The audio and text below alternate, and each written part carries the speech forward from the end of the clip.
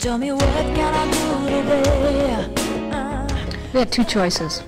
One was to sit back and watch the inevitable, which was watching our children progress with a neurological disease that would eventually kill them. Or we could start promoting medical research.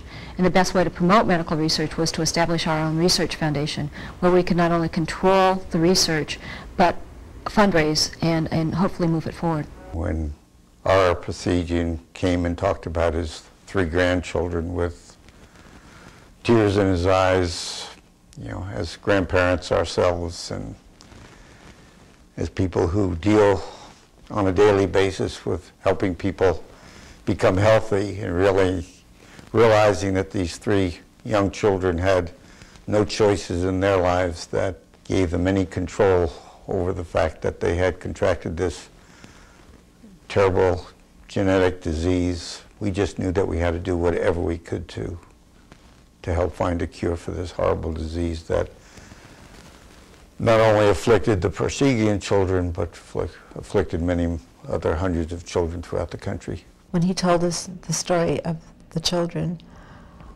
there was just no doubt in our minds that whatever we could do, we would do, because of the feeling. I mean, it's like there, but for the grace of God goes any one of us. And it was just an easy thing for us to do. One of the things I remember so clearly was being in my home, and this was when the children were first diagnosed with the disease. And everybody, we were all calling around, and how are we going to tackle this problem? What are we going to do?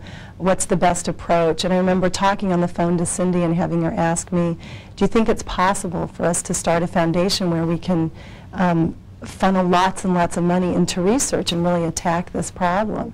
And I remember thinking at the time, wow, this is a really big thing to bite off, big chunk to bite off.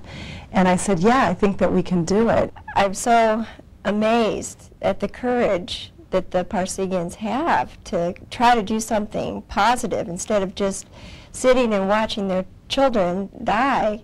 You know, they have come up with a plan, and they have hope that they're going to be able to save their kids and other kids, and it's just a fabulous cause to get behind.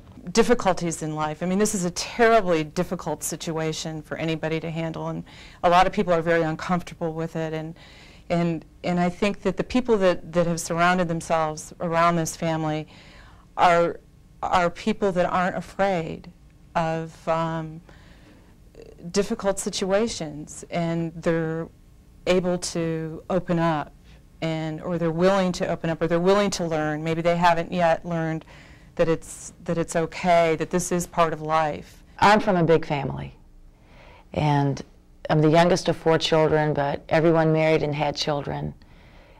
18 nieces and nephews, 3 children of my own. And I say all that because I remember vividly sitting in a waiting area at an airport and picking up the People magazine, summer of '95, and seeing Heir Parseghian and his grandchildren. And my we had so many children and had felt so blessed with good health, and I just was dumbfounded and felt such an immediate connection to this family. Of course, I never imagined that our lives would cross and that friendships would be born out of this, and that these little faces that I saw on the cover of People I would hug and love on. And several things are going on in Niemann-Pick type C disease. One, it's a cholesterol storage disease. The cholesterol is getting trapped in different organs of the body. So we know that our research will help other cholesterol-related diseases such as heart, stroke. It also has a component that is very similar to Alzheimer's.